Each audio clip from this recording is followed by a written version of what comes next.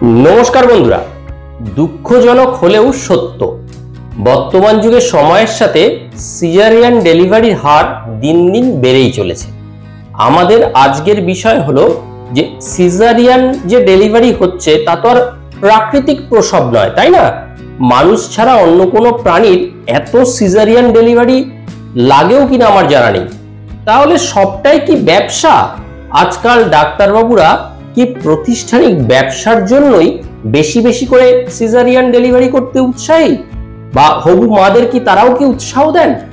আসুন জেনে নিই এই সিজারিয়ান ডেলিভারি বা সিজার সম্পর্কে কিছু গুরুত্বপূর্ণ তথ্য এবং প্রকৃত সত্যটা কি। এই প্রতিবেদনের মাধ্যমে ডাক্তার হিসাবে আমি বুঝিয়ে বলতে চেয়েছি যে কেন এই সিজারিয়ান ডেলিভারির রমরমা। এটা কি শুধু পেশেন্টের সাথে ডাক্তারদের নিজের আর্থিক স্বার্থ জড়িত? সত্যটা সম্পূর্ণ মেডিকেল সায়েন্স দিয়ে তুলে ধরার চেষ্টা করেছি আপনাদের সামনে। নমস্কার, আমি ডক্টর অনুপম সিনহা, জেনারেল ফিজিশিয়ান, প্রক্টোলজিস্ট ও লাইফস্টাইল মডিফায়ার, আর আপনারা দেখছেন আপনাদের নিজেদের ইউটিউব চ্যানেল ডক্টর অনুপম হেল্পফুল।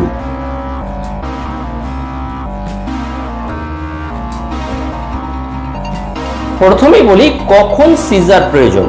9 মাস ধরে মা গর্ভে সন্তান পালন করেছেন, এবার তার ডেলিভারির সময়। আমরা প্রথমেই বলবো যে কখন সিজার প্রয়োজন। 1 নম্বরে বলি যে সমস্ত এই প্রথম যে নিয়মগুলো বলছে সেগুলো হচ্ছে সিজার ব্যতীত আর কোনো উপায় নেই যেখানে। নাম্বার 1, মার প্রসবের বাচ্চা প্রসবের রাস্তা বা বার্থ প্যাসেজ আনুপাতিকভাবে ছোট। দেখবেন যারা বেটে বা একটু শর্ট হাইটেড মহিলা তাদের বার্থ প্যাসেজ কম, আমরা তাদের ম্যাক্সিমামই বলি সিজারের চান্স কিন্তু বেশি। 2 নম্বর, মায়ের প্রেসার যদি রক্তচাপ অনেক বেশি হয় এবং সেটা আমরা ওষুধ দিলাম, আধুনিক সব ওষুধ তো গর্ভাবস্থায় দেওয়া যাবে না, সেটা ঠিকমতো কন্ট্রোল হচ্ছে না, মোটামুটি একটা কন্ট্রোল হচ্ছে, যে কোনো মুহূর্তে খিঁচুনি বা এই গর্ভাবস্থায় খিঁচুনিকে বলে এক্ল্যাম্পসিয়া চান্স থাকে। 3, পেটের ভেতরে ইউটেরাসের ভেতরে বাচ্চার যদি শ্বাসকষ্ট আরম্ভ হয়। 4, ডেলিভারির সময় সবার আগে বাচ্চার নাড়ি বা কর্ড দেখা যাচ্ছে বা বাচ্চার কর্ড অ্যারাউন্ড দ্য নেক গলায় জড়িয়ে গেছে। 5, গর্ভফুল বা জরায়ুর মুখে থাকা, এটাকে বলে প্ল্যাসেন্টা প্রিভিয়া, এটা গ্রেড 3, 4 এরকম ভাবে হয়। 7, বাচ্চা ডেলিভারির পূর্বেই প্ল্যাসেন্টা বা জরায়ু গর্ভফুল জরায়ু থেকে ছুটে যাওয়া, রক্তক্ষরণ স্টাফ হওয়া, একে বলে অ্যাব্রাপশিও প্ল্যাসেন্টি। 7, বাচ্চাদের জরায়ুতে আড়াআড়ি ভাবে থাকা, ট্রান্সভার্স লাইন এরকম ভাবে রয়েছে, পেটের মধ্যে ট্রান্সভার্সলি রয়েছে, এরকম ভাবে নেই। 7, ডেলিভারির সময় কোনো কারণে জরায়ু আগের ডেলিভারিতে বা ডেলিভারির সময় ফেটে যাওয়ার একটা কন্ডিশন যদি হয়। 9, বাচ্চা প্রসবের রাস্তায় কোনো বড় টিউমার বা মাংসপিণ্ড বা ইউট্রাইন ফাইব্রয়েড থাকা। 10, আগে ভিভিএফ মানে ভেসিকো-ভেজাইনাল ফিস্টুলার অপারেশন হয়েছে সেক্ষেত্রে। এবার আসি যেসব দিক বিবেচনা করে আমরা সিজার করলে ভালো হয় এমার ক্ষেত্রে, এইরকম ওপিনিয়ন দেব। নাম্বার 1, জরায়ুতে একসাথে অনেকগুলো বাচ্চা থাকা, twin pregnancy, triple pregnancy, quadruple pregnancy এরকম। বাচ্চার মাথা বড় হওয়া, এই দুটো বোনকে বলে মানুষের প্যারাইটাল বোন। আমরা সোনোগ্রাফি করে বাচ্চার এই প্যারাইটাল বোনের মাপ দেখি, যদি প্যারাইটাল বোনের মাপ 88 থেকে 100 mm এর বেশি হয় তাহলে কিন্তু আপনার ডাক্তার আপনাকে বলবে সিজারিয়ান ডেলিভারি কথা, কারণ মার বার্থ প্যাসেজের ম্যাক্সিমাম ক্যালিবার 9। আগের বাচ্চা সিজারে হওয়া বলছি, এই কারণটা পরে বলছি, বিস্তারিত ব্যাখ্যা করে বলবো। 4, ডেলিভারির ব্যথা শুরু হওয়ার আগে যে কোনো পরিমাণ আচমকা রক্ত শুরু হয়ে গেল, মানে পারভেজাইনাল ব্লিডিং হচ্ছে। 5, মা নিজে থেকে চাইছেন আমার সিজার করুন, আমি ব্যথা নিতে পারবো না। 6, ডেলিভারির টাইম পার হয়ে যাচ্ছে, কোনো ওষুধেও ডেলিভারির ব্যথা না ওঠা, পেইনটা না ওঠা। 7, বেশি বয়সে প্রথম গর্ভবতী হওয়া, এটা খুব ইম্পর্টেন্ট, এটাও পরে ব্যাখ্যা করবো। এদের বলে এলডারলি প্রাইমারি গ্র্যাভিডা, 35 বছরের উপরে মায়ের বয়স হলে তখন প্রথম বাচ্চা যদি 35 বছরের উপরে হয় একটু রিস্ক থাকে, বলছি এগুলো পরে বলবো। 8 নম্বর, বাচ্চা যে জরায়ুতে যে জলে ভেসে থাকে তাকে বলে অ্যামনিওটিক ফ্লুইড, কোনো কারণে অ্যামনিওটিক ফ্লুইড লিক করে কমে যাওয়া। 9 নম্বর, ডেলিভারির সম্ভাব্য তারিখ, যে তারিখ তার থেকে পার হয়ে গেছে কিন্তু লেবার পেন আসছে না, তখন বাচ্চার সুবিধার জন্য, বাচ্চা বাঁচানোর জন্য কিন্তু সিজারের পরামর্শ দেওয়া হয়। এইবার বলি সিজারের হার কেন বাড়ছে। 1, আল্ট্রাসোনোগ্রাফির প্রচলন। এই যন্ত্রটি এতটাই হেল্প হয়েছে যে কোনো জটিলতা গর্ভাবস্থায় এখন আগে ধরা পড়ে, যা আগে জানার উপায় ছিল না। যেমন জরায়ুতে কটা বাচ্চা আছে 1980 আগে চট করে জানাই যেত না, যে জরায়ুতে কটা বাচ্চা আছে, গর্ভফুল বা প্ল্যাসেন্টার পজিশন সাধারণত উপরের দিকে লেগে থাকবে, সেটা উপরের দিকে আছে কি তলার দিকে আছে, বাচ্চার মাথার এই বোনের মাপ বড় কিনা, বাচ্চার পজিশন, বাচ্চা এরকম লঙ্গিটিউডাল আছে না ট্রান্সভার্স আছে, বাচ্চার ভেতরে শ্বাসকষ্ট হচ্ছে কিনা, হার্ট রেট কত, বাচ্চার যে জলের উপর ভেসে রয়েছে মার পেটের মধ্যে সেটার পরিমাণ ঠিক আছে কিনা, জল লিক করে গেছে কিনা, এর কোনটা যদি হেরফের হয় ডাক্তার কিন্তু আপনাকে সাথে সাথে বলবে সিজারের কথা। নাম্বার 2, হাইপারটেনশন এখন ধরো কোনো ব্যাপারই না, এত সুন্দর যন্ত্রপাতি অটোমেটিক নিজেরাই এখন দেখতে পারে মানুষ। আগের দিনে মানুষরা অতটা জানতো না, প্রেশার বেশি থাকলে লেবারে নিতে গেলে এক্ল্যাম্পসিয়া প্রি এক্ল্যাম্পসিয়ার ঝুঁকি হতো, মার খিঁচুনি আরম্ভ হয়ে যেত, অনেক সময় মা মরেও যেত অনেক সময় রক্তক্ষরণে। একজন ডাক্তারের ক্ষেত্রে এক্ষেত্রে অবশ্যই সিদ্ধান্ত নিতে হবে সিজারিয়ান করার। 3, পড়াশোনার ক্যারিয়ার গড়তে এখন মেয়েরাও ছেলেদের সমান ব্যস্ত, তাই অনেক মেয়েই প্রথম বাচ্চা নিতে অনেকটা দেরি করে ফেলছে। যা বললাম প্রথমে, ওই যে এলডারলি প্রাইমারি গ্র্যাভিটা 35 বছরের পর গিয়ে প্রথম বাচ্চা হচ্ছে, এর ফলে অনেক রকম কমপ্লিকেশন হয়, এটাও সিজার করার একটা কারণ। 4, কিছু কিছু অসাবধান রোগী আসেন ডেলিভারির সম্ভাব্য তারিখের অনেক পরে, যাদের প্রপার অ্যান্টিনেটাল কেয়ার থাকে না, তাদের জন্য মেডিকেল ট্রায়াল, আমরা সিটোসিনন দিয়ে ট্রায়াল, পেশব ব্যথা ওঠানোর জন্য অপেক্ষা করা যায় না, কারণ সময় পার হয়ে আসার কারণে বাচ্চা যে জলে থাকে বা অ্যামনিওটিক ফ্লুইডে থাকে তাও কমে যায়, ফলে এক প্রকার বাধ্যই ডাক্তারকে সিজারের সিদ্ধান্ত নিতে হয়।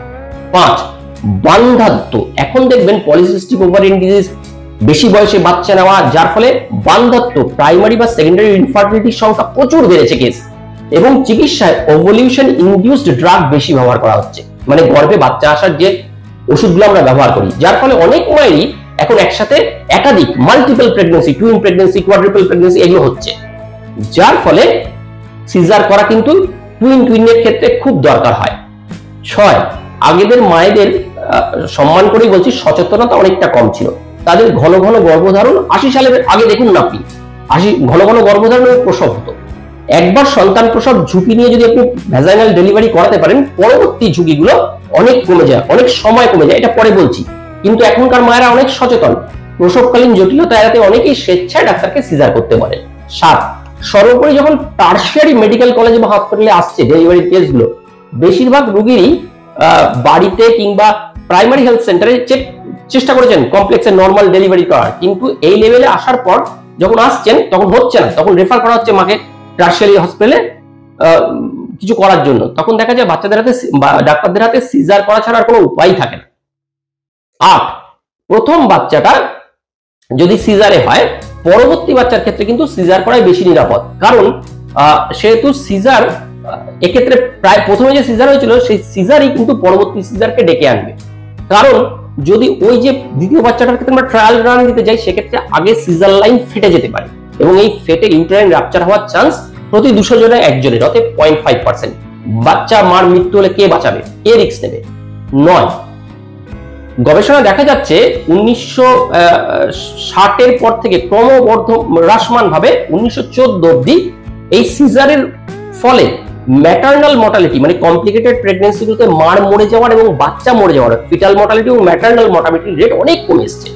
একটা পরিসংখ্যানে বলা হয়, যদি ম্যাটারনাল মর্টালিটি প্রতি 1000-এ থাকে, মানে প্রতি 1 লাখের মধ্যে 1000-এর বেশি থাকে, তাহলে স্টেজ 1, যদি 300 থেকে 1000-এর মধ্যে থাকে স্টেজ 2, 50 থেকে 300-এর মধ্যে থাকে স্টেজ 3, 5 থেকে 50-এর মধ্যে থাকে তাহলে স্টেজ 4, আর 5-এর নিচে থাকলে স্টেজ 5। বর্তমানে লাস্ট 2013-তে ভারতে প্রতি লাখে মা মৃত্যু হয়ে যাওয়ার সংখ্যা 113, মানে ভারতে স্টেজ 3 এবং 4 এর মাঝে চলে এসেছে। এবার হচ্ছে 10 নম্বর হচ্ছে লেবার টাইম। সাধারণত মানে গর্ভ পেইন ওঠা থেকে শুরু করে বাচ্চা ডেলিভারি হতে প্রাইমারি গ্র্যাভিটা, মানে যারা প্রথম মা হচ্ছেন তাদের এই পুরো লেবার টাইমটা 12 থেকে 14 ঘন্টা, মানে মাকে এই ব্যথা নিতে হবে, এবং পরবর্তী ক্ষেত্রে মা যখন দ্বিতীয়বার মা হচ্ছেন সেকেন্ড গ্র্যাভিটা থেকে, এই টাইমটা কমে আসে 7 থেকে 8 ঘন্টার মধ্যে।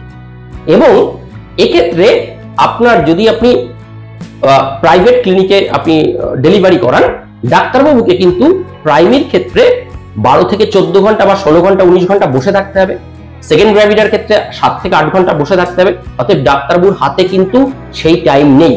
একটা খেয়াল করবেন সিনারিওটা, আমরা সরকারি চাকরি খুব ভালোবাসি, কিন্তু আপনি নিজে আপনার পরিবারের কেউ কিছু হলে আপনি সরকারি হসপিটালে পরিষেবা নিতে যান, আপনি সরকারি স্কুলে নিজের বাচ্চাকে পড়ান, সরকারি ট্রান্সপোর্ট, যারা একটু অর্থ সম্পন্ন ট্রেনে, বাসে, সরকারি ট্রান্সপোর্ট ব্যবহার করেন, আমাদের সবকিছুতে সরকারি ব্যাপারে অনীহা।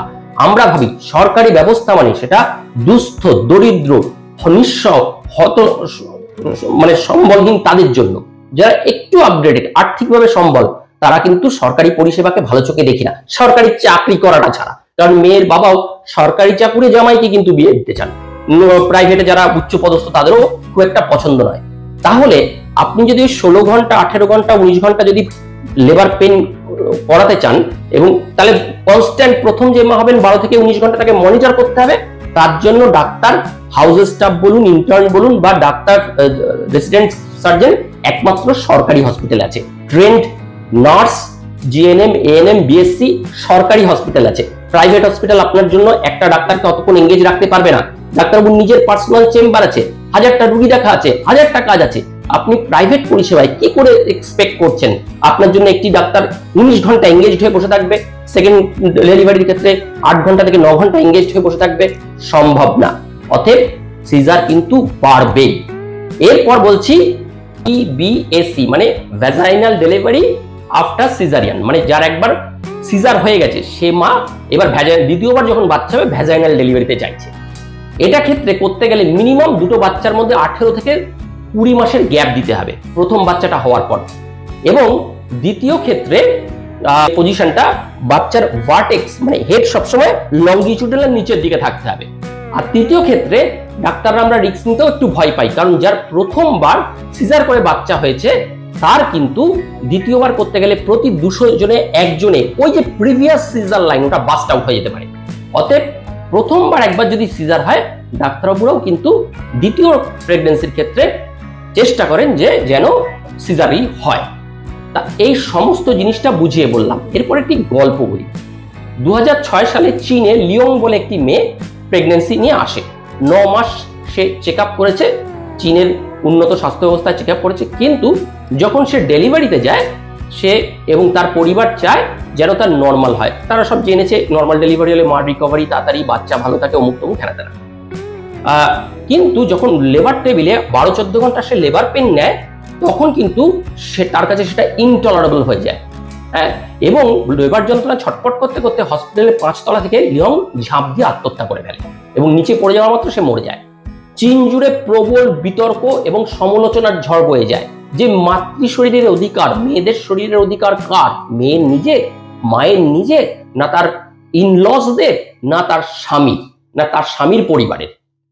এই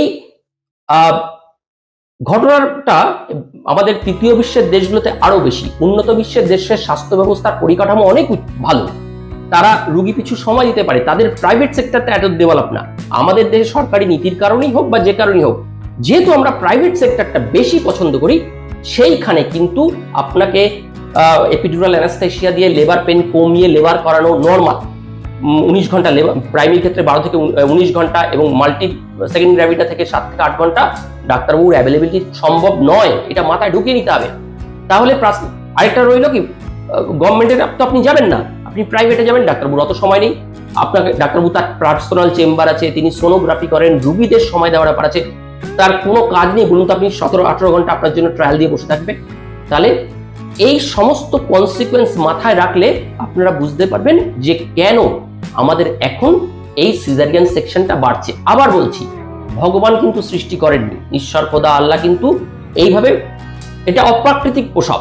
প্রাকৃতিক প্রসবের জন্যই কিছু কিছু ক্ষেত্রে কিছু কিছু মেডিকেল, কিছু কিছু ফিটাল কন্ডিশন কনসিডার ছাড়া প্রাকৃতিকভাবে প্রসব করানো সম্ভব, কিন্তু তার জন্য যে পরিকাঠামো, তার জন্য যে লোকবল, তার জন্য যে ডাক্তারের প্রয়োজন, সেটা আমাদের হাতে নেই। অগত্যা সিজারিয়ান সেকশন বাড়ছে। বর্তমানে মেয়েদের মধ্যে অনেক কমপ্লিকেশন, কেউ চায় না 9 মাস ধরে ফলো আপের পর আমি নর্মাল ট্রায়াল দিলাম, কোনো কারণে কোনো মিসহ্যাপস হলো, তখন কিন্তু কেউ কাউকে ছাড়বে না। মেয়ে অত পেন সহ্য করতে পারবে না। মেয়ের মা, বিশেষ করে মহিলাদের বাড়ি, নিজের বাড়ি থেকে মা এসে বলবে না আমার মেয়ে অত পেন নিতে পারবে না, সিজারি হবে। মেয়ের বাবা ইনলস হুমকি দিয়ে বলবে ওদের বাড়িতে বলে দাও, যদি না করে আমি আমার টাকা দিয়ে করিয়ে দেবো, হ্যাঁ সিজার, ওদের খরচা করতে হবে না। অতএব ইনলসদের তরফ থেকে, মেয়ের নিজের বাড়ি থেকেও অনেকেই চান যে সিজার হোক। তাই কে কতটা ভুল, কে কতটা ঠিক, এটা বলার অপেক্ষা কিন্তু রাখে না। কতটা বিচার করলে আমরা এমন একটা অবস্থানে দাঁড়িয়ে আছি যে আমরা নিজেরাই নিজেদের ঠিক করতে পারছি না। নমস্কার, আশা করি কিছু গুরুত্বপূর্ণ তথ্যের একদম বাস্তবিক রূপরেখা তুলে ধরতে পেরেছি।